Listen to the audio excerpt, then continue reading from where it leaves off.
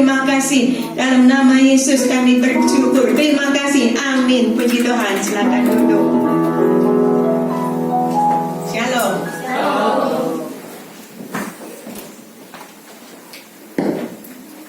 Kenapa tidak akan goyah? Karena Tuhan yang beserta kita, bukan karena kita hebat. Kita manusia biasa, tapi kalau Tuhan mesti pihak kita, siapa lawan kita? Covid pun bukan lawan kita, gitu. Kalau Tuhan di pihak kita. Oke. Ini kita sekarang bulan September ya. Waktu Agustus kemarin ada yang menyaksikan lomba 17-an? Pada nggak ada ya.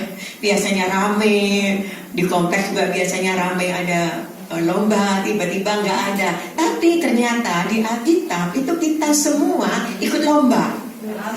Kita adalah peserta perlombaan yang diwajibkan oleh Tuhan. Diwajibkan loh harus. Oke, kalau kita lihat di Ibrani 12 ayat 1, kitab Ibrani 12 ayat 1, di situ disebutkan, karena kita mempunyai banyak saksi, bagaikan awan yang mengelilingi kita, marilah kita menanggalkan beban dan dosa yang begitu merintangi kita, dan berlomba dengan tekun dalam perlombaan yang diwajibkan bagi kita. Kita diwajibkan ikut dalam perlombaan. Dan disebutkan di sini bahwa marilah kita menanggalkan beban dan apa? Dan dosa. Kenapa sih? Yang begitu merintangi kita. Kebayang gak sih kalau kita ikut lomba lari terus bawa beban? Beban tuh kira-kira bukan segede ini gitu ya, bukan cuman roti tawar 1 biji gitu.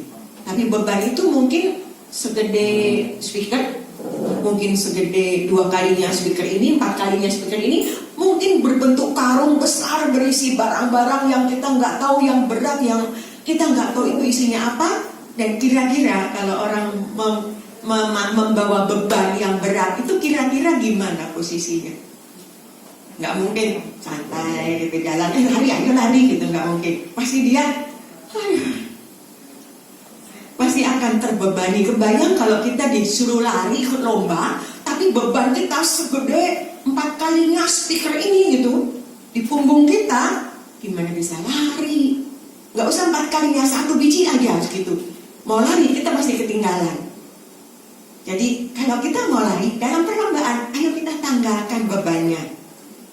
Di 1 Korintus 9 ayat 25 sampai 26 disebutkan, tiap-tiap orang yang turut mengambil bagian dalam pertandingan menguasai dirinya dalam segala hal.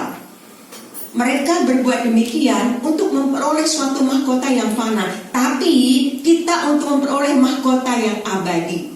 Orang-orang yang itu dalam lomba biasa, lomba lari biasa, sekuat tenaga itu berusaha menguasai diri dalam segala hal supaya bisa ikut lari, supaya menang. Itu pun hanya untuk mahkota yang fana. Tapi kita, mahkota kita abadi.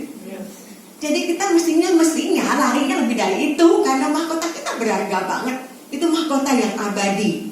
Kemudian di ayat 1-9 masih di ayat 26-nya, sebab itu aku tidak berlari tanpa tujuan, gak ngawur larinya. Si Paulus mengatakan, kalau aku berlari, aku gak lari tanpa tujuan. Tahu nih finishnya di sana gitu. Tahu Tuhan mengendaki saya ke sana. Jadi nggak terus lari, pindah jalur, pindah arah.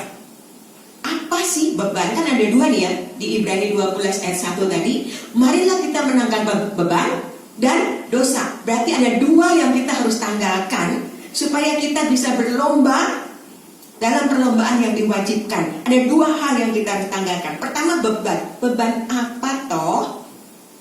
Apa sih yang membuat beban dalam diri kita? Ada yang bebannya berat. Beban saya berat banget. Saya mah bebannya enteng. Tapi sekarang misalnya enteng sekalipun, Anda mau lari, lomba lari sambil bawa kerupuk satu keranjang gitu gede, enteng. Cuma kerupuk, mungkin nggak sampai berapa on, saya nggak tahu, belum pernah nimbang. Tapi mau nggak lari sambil gendong kerupuk gitu? Kalau bisa tuh nggak bawa apa-apa, tinggalkan semua supaya larinya bisa bebas, bisa cepat. Jadi biarpun itu beban yang ringan sekalipun, itu menghambat. Apalagi yang berat, ya apalagi. Beban saya berat banget. Nah, itu dia. Tanggalkan. Tapi berat, ya justru karena berat atau ringan, tanggalkan aja. Nggak disebut ya, mari kita menanggalkan beban yang berat saja. Enggak loh. Atau hanya menanggalkan beban yang ringan-ringan saja. Enggak. Mari kita menanggalkan beban. Semua beban yang ada dalam diri kita, yang kita pikul. Apa sih itu? Biasanya kalau orang bawa beban kan pasti membungkuk ya. Apa sih yang bikin kita membungkukkan diri? Di Amsal 12 ayat 25, Amsal 12 ayat 25 disebutkan, kekhawatiran dalam hati membungkukkan orang. Ada ayatnya. Kekhawatiran dalam hati yang membuat kita bungkuk, yang beban berat di diri kita. Tetapi perkataan yang baik menggembirakan dia. Ini kalau lihat bahasanya ya, kekhawatiran dalam hati membungkukkan orang. Tapi perkataan yang baik menggembirakan dia. Berarti perkataan yang baik ini kan lawannya. Lawan dari kekhawatiran dalam hati tadi. Dalam hati ada kekhawatiran. Berarti lawannya adalah perkataan yang baik. Jadi kalau kita samakan ini kayak matematika gitu, mestinya perkataan yang baik itu lawannya adalah perkataan yang jelek, yang tidak baik. Berapa kali dalam sehari kita mengucapkan kata-kata yang kurang baik? Yang keluar dari mana? Kekhawatiran dalam hati. Kekhawatiran apa saja? Tadi kekhawatiran tentang gimana nih lockdown, gimana kemudian tiba-tiba dirumahkan. Sekarang penghasilan tidak seperti dulu lagi. Semua orang mengalami ya, kita nggak bisa lari dari situ. Tapi kekhawatiran itu membuat kita berkata yang gimana? Berkata yang jelek atau yang baik? Kalau kita berkata yang baik, itu akan menggembirakan hati, nggak bungkuk lagi. Nah sekarang kekhawatiran itu mesti diapain tuh? Beban kita tuh harus diapain? Bagaimana cara menanggalkan beban? Ngomong sih gampang, tapi ngelakuinnya itu loh Bu. Orang sering ngomong begitu, ngelakuinnya itu loh. Oke, ada caranya. Sudah ditulis di Alkitab, di Matius 11 ayat 28. Matius 11 ayat 28. Marilah kepadaku semua yang letih lesu dan berbeban berat. Ini rasa-rasa semua sudah hafal ayat ini. Tapi hafal sih hafal, dilaksanakan nggak? Kita percaya nggak? Kita pegang firman-Nya nggak? Bahwa marilah kepadaku semua yang letih lesu dan berbeban berat, aku akan memberi kelegaan kepadamu. Anda punya beban, datanglah kepada Dia. Cuma Dia yang bisa melepaskan beban itu. Tapi seringkali kita tuh kagak punya beban, kadang-kadang merasa sayang gitu kalau dibuang bebannya, ya gak? Kita kadang-kadang merasa, iya tapi kan hidup saya susah, ini kan duit saya cuma segini, sedangkan kebutuhan saya tuh anak-anak makin gede, sekolah makin mahal, sekolah kan bayar terus, ini begini, uangannya udah begini. Oke, serahkan sama Tuhan. Iya bener udah sih, cuman saya kan mesti mikirin anak-anak juga, sekolah, makanan. Itu kita nggak ngelepas-lepasin masalah itu, kita sayang kalau dibuang. Beban itu kita tanggung terus, enggak, iya serahkan ke Tuhan, ya udah, berdoa, udah. Tapi kita tetap tanggung terus beban itu. Sama kayak kita bawa beban tadi, kita disuruh lari, kita lari bersusah payah, aduh capek, tinggalin bebannya, enggak sayang, ini kan beban gue gitu ya, masa dibuang gitu. Kita bawa terus dan itu melelahkan, membuat kita letih lesu dan berbeban berat.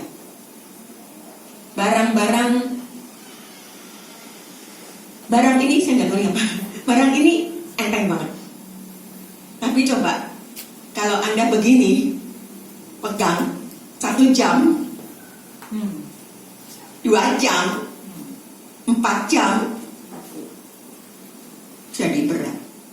Beban yang enteng, kalau terus-menerus kita bawa, lama-lama berat, terasa berat.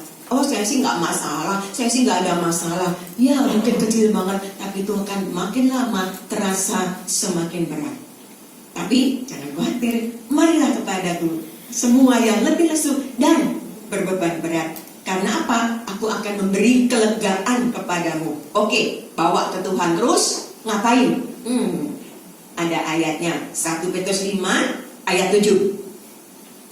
Dalam 1 Petrus 5 ayat 7 dikatakan, serahkanlah segala kekhawatiranmu kepadanya. Tadi kan kita udah baca ya, bahwa kekhawatiran dalam hati membungkukkan orang. Beban kita adalah kekhawatiran. Jadi serahkanlah segala kekhawatiranmu itu kepadanya, sebab Ia yang memelihara kamu.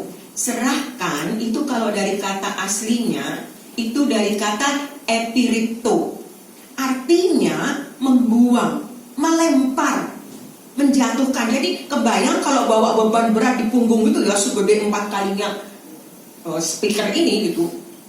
Kita datang ke Tuhan, itu kita kayak menjatuhkan gitu, kubrak gitu. Dilepaskan di depan Tuhan itu kita buang, kita lemparkan sampai prak bunyi gitu, sampai bunyi semua karena kita lemparkan. Bukan Tuhan ini bebanku, kita bawa dan dengan berat diserahkan ke Tuhan. Nggak usah, jatuhkan aja, lempar semuanya, lepaskan semua. Itu caranya, kita melepaskan semua. Masih sayang sama bebannya itu lama-lama berat loh. Kalau kita nggak bawa ke Tuhan, lama-lama kecil, lama-lama berat. Saya pernah membeli kerikil segede-gede gini, kira-kira. Tapi 3 karung waktu itu. Karungnya kecil juga sih, segini lah. Ya, segitu, kira-kira segini. Saya beli 3 murah, cuma 12.000 gitu, 3 biji.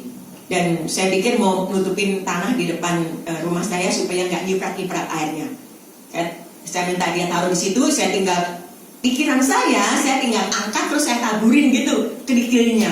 Ternyata berat. 1 karung kecil segini nih, berat banget, nggak kuat saya angkat. Jadi saya bolongin, saya gunting ujungnya, terus saya pakai cetok itu saya keluarin pelan-pelan. Ternyata berat banget. 1 kerikil itu nggak terasa, tapi kalau banyak berat. Kita mengabaikan hal-hal kecil. Kita mengabaikan dosa-dosa kecil kita, kekhawatiran kecil kita abaikan. Lama-lama menumpuk jadi berat. Tapi nggak apa-apa, bawa ke dia, kubrakkan di depan Tuhan. Jatuhkan, lemparkan semuanya, buang semuanya. Caranya begitu, kan Tante? Kuncinya cuma datang dan percaya. Datang ke Tuhan, percaya. Yang kedua, dosa. Tadi beban, sekarang dosa. Dosa itu apa? Mungkin teman-teman saudara-saudara masih ingat. Dosa kalau dalam bahasa Inggrisnya miss the mark, artinya meleset dari sasaran atau melenceng dari tujuannya. Nah, Paulus berkata dalam 1 Korintus 9 yang tadi kita baca bahwa aku tidak berlari tanpa tujuan. Jadi dia tidak meleset dari tujuan. Dia tidak berdosa. Karena dosa artinya melenceng dari tujuannya, melenceng dari sasaran. Paulus berkata, aku tidak berlari tanpa tujuan. Dia tetap pada tujuan yang sama. Dia tidak berlari meninggalkan tujuan. Apa sih? Gimana sih cara menanggalkan dosa? Gampang, sudah ada ayatnya. Semua itu ada kok kalau kita mau lihat, mau baca. Aduh, gimana caranya ya saya ninggalin dosa saya? Gampang, ada semua. Caranya gimana? Kita lihat 1 Yohanes 1 ayat 9. Pasti sudah hafal. 1 Yohanes 1 ayat 9.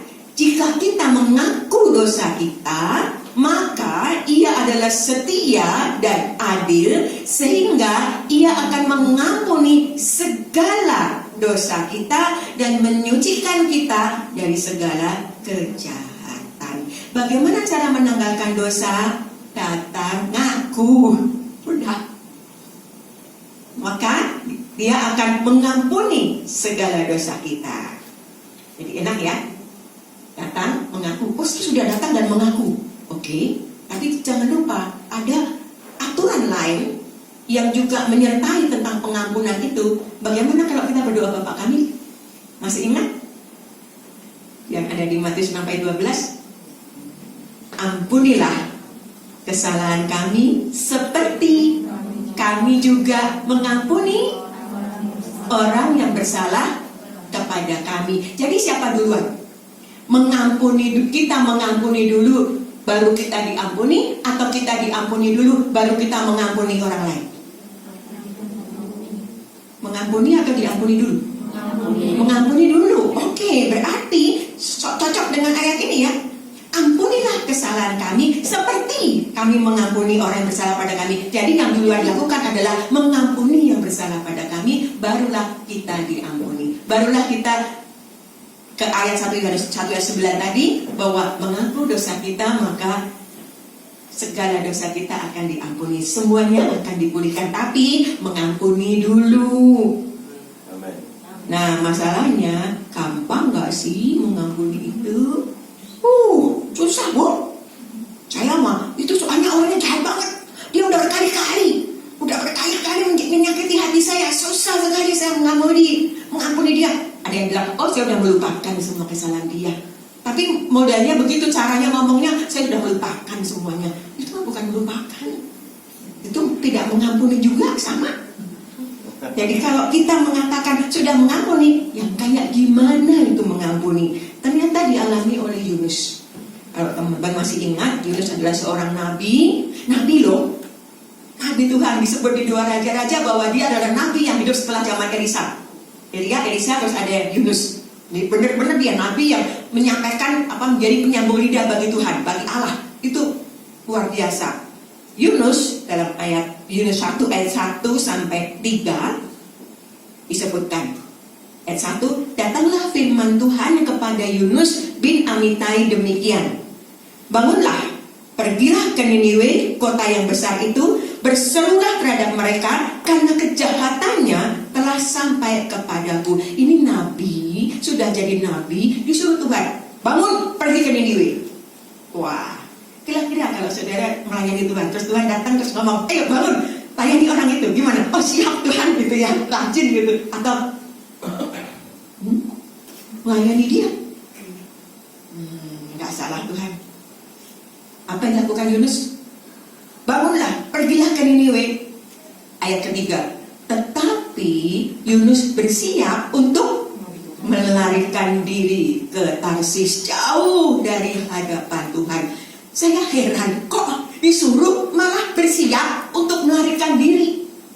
Dan disebutkan ke Tarsis itu di Spanyol, jauh dari hadapan Tuhan. Dia harus pergi ke Yafo untuk naik kapal. Ternyata ada kapal yang ke Tarsis, dia mesti bayar, naik kapal, baru ke Tarsis. Diulang lagi di ayat itu, jauh dari hadapan Tuhan. Dia malah menjauh dari Tuhan. Dia malah tidak lari ke arah tujuan, tapi dia malah melenceng dari tujuannya. Dia malah lari ke arah yang berlawanan dengan perintah Tuhan. Kenapa sih? Saya tuh heran. Kira-kira kita disuruh Tuhan melakukan sesuatu nggak? Lakukan apa kan Yunus kok sampai dia lari? Ceritanya kan dia kemudian naik kapal, berlayarlah dia menuju ke Tarsis dan dia tidur di dalam kapal. Dia pikir dia sudah aman, dia tidur. Tapi saya sih merasa dia mestinya kelelahan. Bebannya berat karena dia harus melarikan diri, lari dari hadapan Tuhan. Kira-kira kita berbuat jahat, terus kabur, itu pasti kita merasa ketakutan. Dan itu merupakan beban buat dia, dan sehingga dia tertidur di dalam kapal. Kapalnya kena gelombang badai, kemudian dia diceburin ke laut oleh orang-orang yang di kapal itu supaya mereka semua selamat. Kemudian dimakan ikan, terus dibawa 3 hari 3 malam, kemudian dia dilepaskan di pantai. Akhirnya ke Niniwe nggak? Niniwe juga, ngapain dia putar-putar gitu? Udah lari ke Yafo, naik kapal, bayar, cemplungin ke laut, ditelan ikan, dimuntahin lagi, akhirnya Niniwe juga. Ngapain dia mesti jauh-jauh? Karena dia melarikan diri. Karena dia tidak langsung kepada tujuan, tidak berlari-lari ke arah tujuan. Jadi ketika dia kabur, kenapa toh? Kemudian apa yang terjadi? Akhirnya dia sampai ke Niniwe juga, dan dia ngomong di sana 40 hari lagi Niniwe akan dihancur leburkan, akan ditunggang balikkan katanya. Apa yang terjadi? Mereka bertobat. Sampai semua harus mengenakan pakaian kabung, sampai binatang-binatang pun, semua anak kecil pun ikut berpuasa, berdoa, dan berhenti dari dosanya, dan Tuhan mengampuni. Nah, sambil menunggu itu, si Yunus kan 40 hari lagi nih, 40 hari lagi Niniwe akan dihancurkan. Dia pergi ke gunung, dia bangun gubuk di sana, dia nungguin Niniwe hancur gitu. Ternyata enggak. Ternyata Niniwe diampuni. Baru harusnya senang ya lihat orang diampuni. Kita senang kalau lihat orang bertobat. Tapi di Yunus 4 ayat 1 dan 2, tetapi hal itu sangat mengesalkan hati Yunus. Lalu marahlah ia. Kenapa sih dia marah?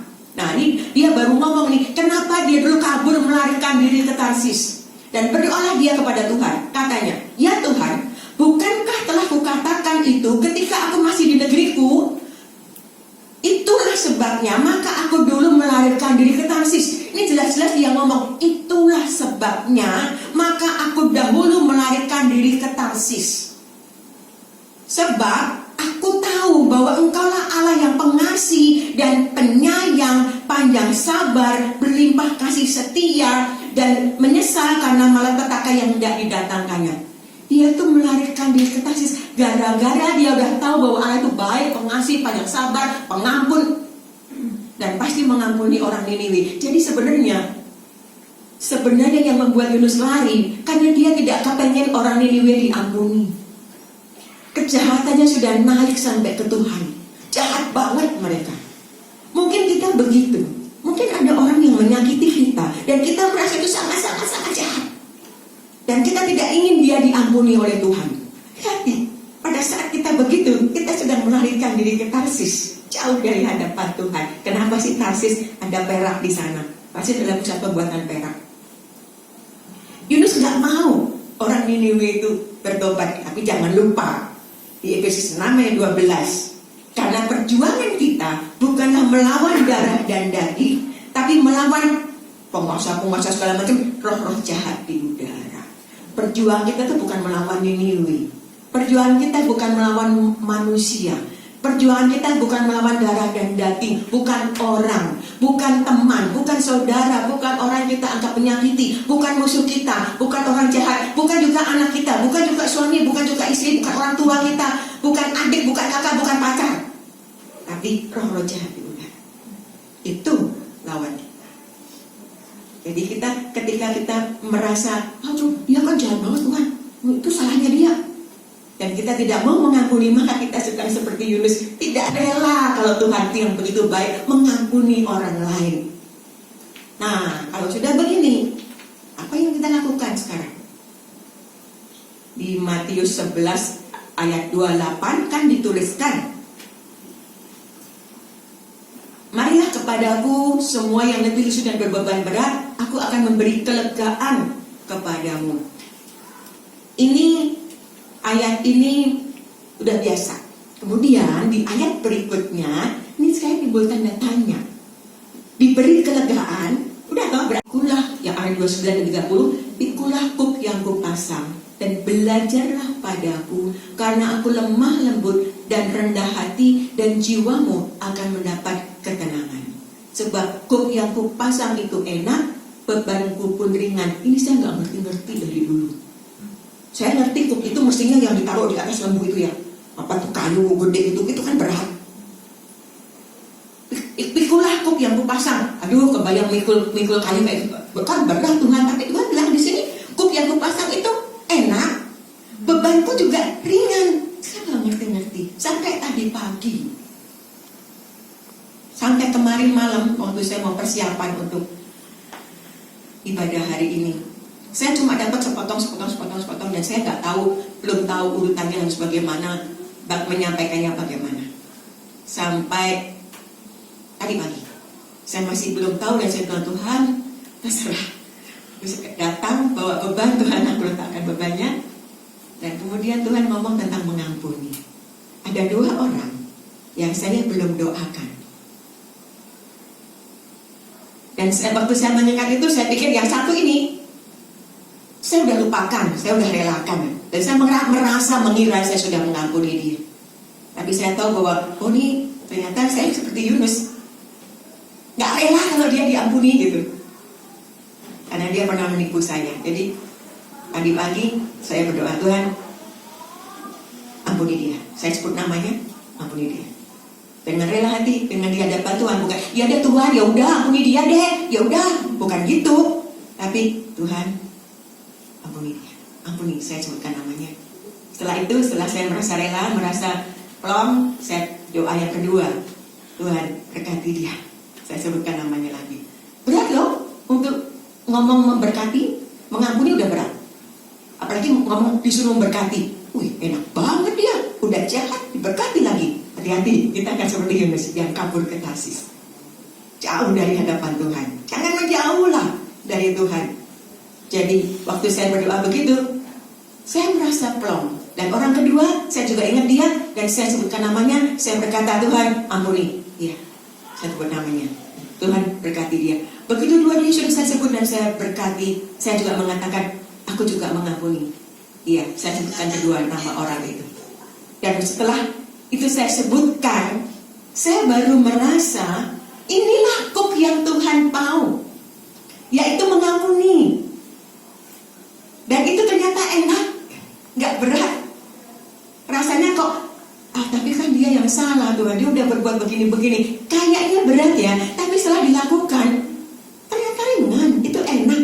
Dan begitu saya bisa ngomong dan lepas, benar-benar tulus di hadapan Tuhan, mengampuni orang itu, enak. Koknya yang dipasang itu enak dan terasa ringan. Beban Tuhan itu ringan, gak mengganggu kita lari.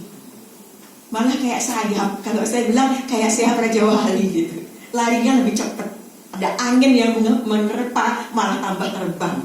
Malah kita lebih kuat. Jadi ketika Anda merasa gak kuat, aduh Tuhan ini berat banget, saya gak kuat kalau begini. Di Alkitab, Yesus ketika dia melakukan mujizat menyembuhkan orang segala macam, dia tidak pernah tanya kekuatan kita. Waktu ada orang yang lumpuh di pinggir kolam Bethesda, orang itu bilang, Tuhan, aku udah belasan tahun di sini, aku nggak bisa jalan nih, nggak bisa nyebur ke kolam itu, tiap kali ada mereka turun mau nyembuhin, aku nggak bisa turun, dan orang-orang tuh nggak ada yang bantu, jadi aku tuh di sini terus belasan tahun nggak bisa berbuat apa-apa.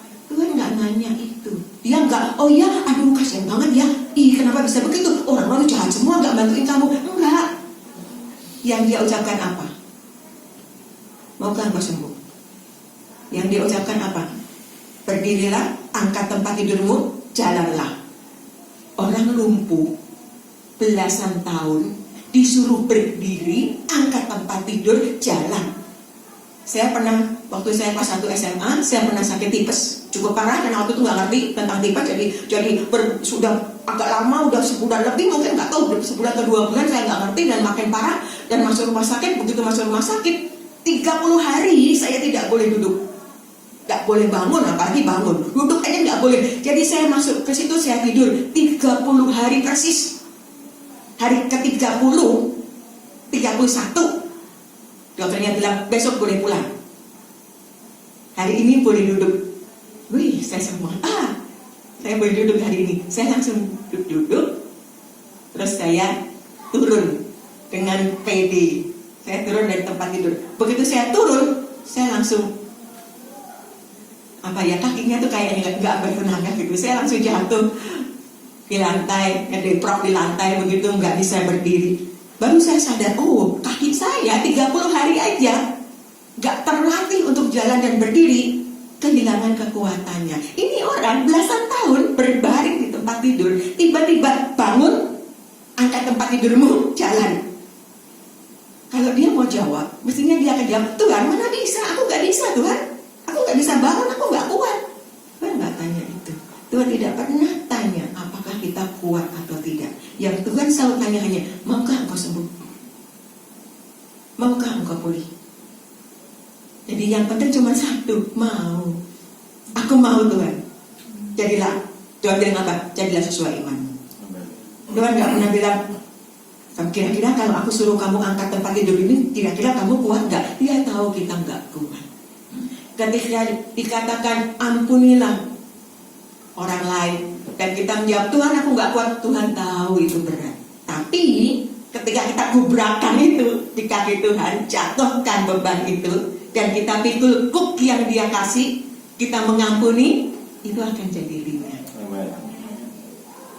Ini firman Tuhan. Kalau saya percaya firman Tuhan, kalau saya percaya. Jadi ketika kita merasa berat, gak bisa mengampuni, Tuhan bisa. Jadi pertanyaan dia hanya, maukah engkau? Di Filipi 4 ayat 13, ini yang menguatkan kita. Segala perkara dapat bertanggung di dalam Dia yang memberi kekuatan kepadaku. Jadi memang kita gak kuat. Yang memberi kekuatan siapa? Dia. Jadi kalau kita berkata, aduh kayaknya saya gak kuat, ya benar. Karena kita ini apa sih? Ya kan, kita itu apa sih? Kita hanya debu. Tuhan ingat bahwa kita hanya debu. Tahu dia bahwa kita hanya debu. Kita dibentuk dari debu tanah. Tapi Tuhan yang memberikan kekuatan kepada kita. Jadi sekarang kita sudah punya cara. Untuk apa? Untuk lari.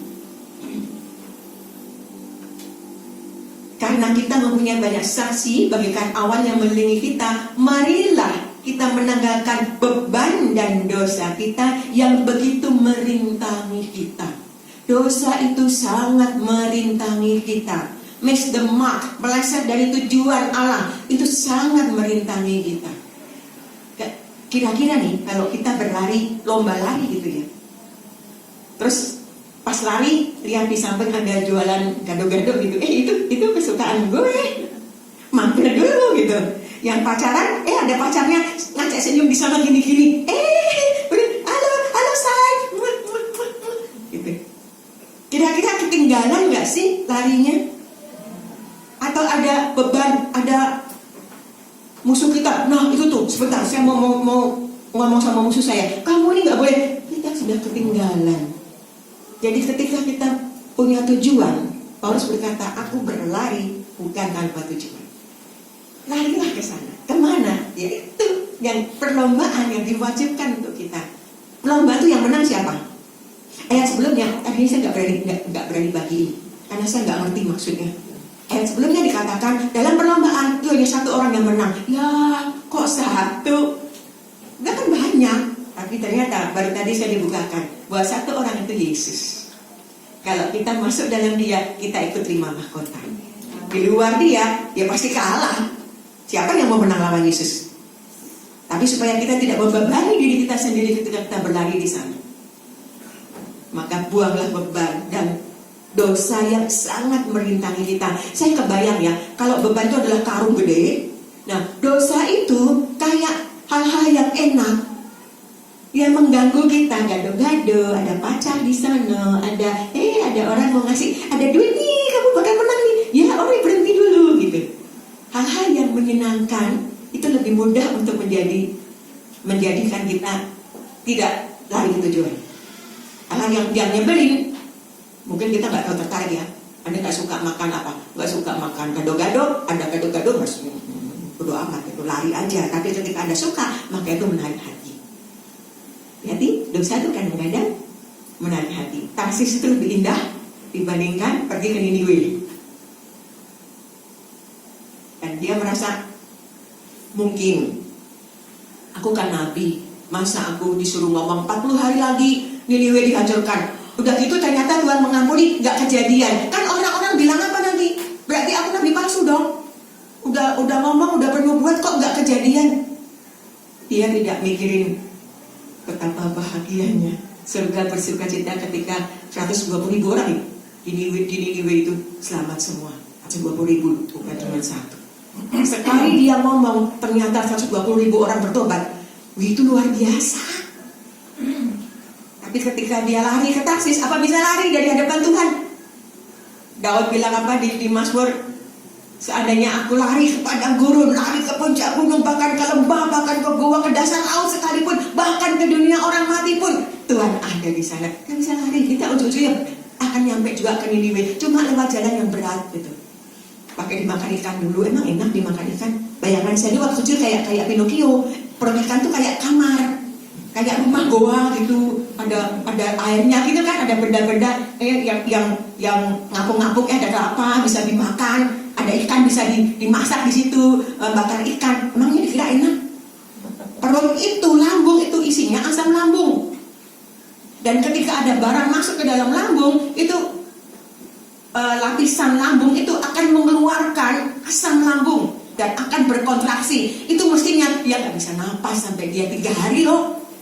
Ada yang mengatakan setelah 3 hari dia keluar, dia mungkin akan warna kulitnya udah nggak ada lagi, mungkin jadi putih albino, nggak tahu juga.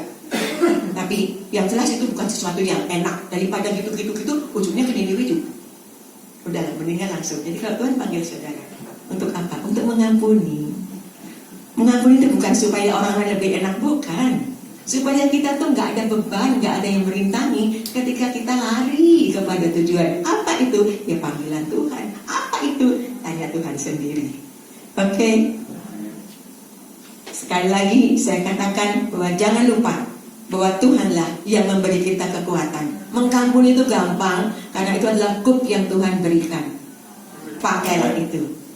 Kuk yang diberikan Tuhan itu enak. Bebannya ringan, nggak menghambat jalan kita. Yang penting Tuhan tanya, maukah engkau? Bukan soal bisa atau tidak, tapi maukah engkau? Ayo kita berdoa. Bapa, saat ini kami datang padamu. Dalam hidup kami banyak kesakitan. Ada kejadian-kejadian yang menyakitkan kami. Ada orang-orang yang sepertinya menyakitkan kami. Padahal Engkau berkata bahwa lawan kami bukanlah manusia, bukanlah darah dan daging, tapi roh-roh jahat di udara. Bapa, kami ingin berlari-lari pada tujuan dan tidak terhambat oleh beban atau terintangi oleh dosa yang membuat kami melenceng dari tujuan-Mu. Engkau tahu kami kadang-kadang tidak kuat, tapi bukan itu masalahnya, karena Engkau yang memberi kekuatan pada kami. Oke, saat ini jika masih ada orang-orang, termasuk orang-orang dekat yang Anda kenal, baik itu pengampunan yang kecil atas kesalahan kecil, atau kesalahan besar, atau yang besar banget, itu tetap membebani, dan itu tetap membuat menjadi dosa yang merintangi Anda. Tidak usah sayang. Janganlah kita bersikap seperti Yunus yang tidak mau kalau ada orang lain diampuni oleh Tuhan, dan kita melarikan diri jauh dari hadapan Tuhan. Ujung-ujungnya kita juga akan kembali. Bapa, kami bersyukur apapun yang kami lakukan, kami tetap akan kembali kepadamu. Engkau akan tuntun kami.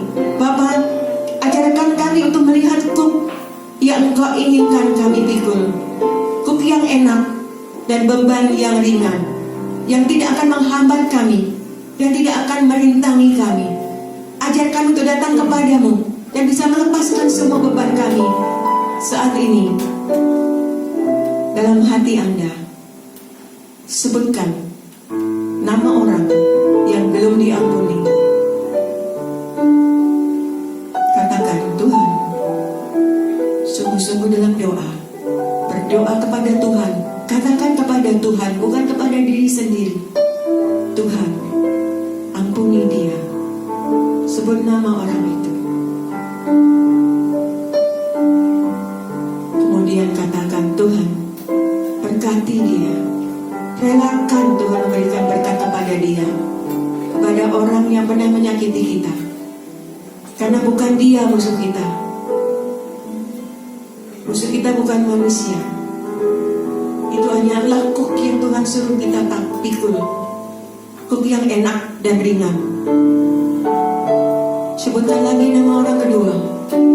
Mungkin orang dekat, mungkin bahkan hal kecil. Mungkin Anda pernah memaki anak, mungkin Anda pernah marah-marah kepada pasangan, atau kepada orang lain, atau pacar, atau atasan, atau teman sekantor, atau bawahan Anda, atau adik, kakak, sahabatmu yang menyakiti engkau. Biarlah saat ini pikulah kuk yang dipasang oleh Tuhan. Ampuni mereka, karena itu ternyata enak dan ringan. Jauh lebih ringan dibandingkan kalau engkau tidak mau mengampuni. Itu akan menumpuk menjadi beban dan membuat engkau khawatir dan membuat engkau terbungkuk-bungkuk karena terlalu terasa berat. Saat ini lepaskan semua, buang di kaki Tuhan. Sebutkan lagi nama orang yang masih belum kau sebutkan, baik itu terasa berat atau ringan. Di saat seperti ini, marilah kita kembali seperti yang Tuhan inginkan. Jangan lari jauh dari hadapan Tuhan. Mungkin kita merasa, saya juga berdoa, saya juga ibadah, saya juga baca Alkitab. Tapi ingat, ketika kita tidak mengampuni, ketika kita tidak rela Tuhan mengampuni seseorang, kita sedang melarikan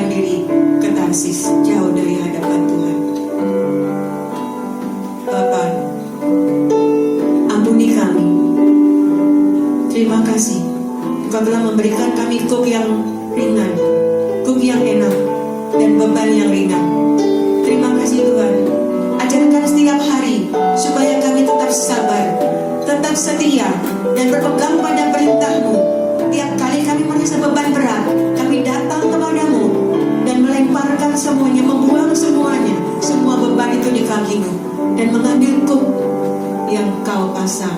Terima kasih Bapa, terima kasih. Dalam nama Yesus kami berdoa dan mengucap syukur.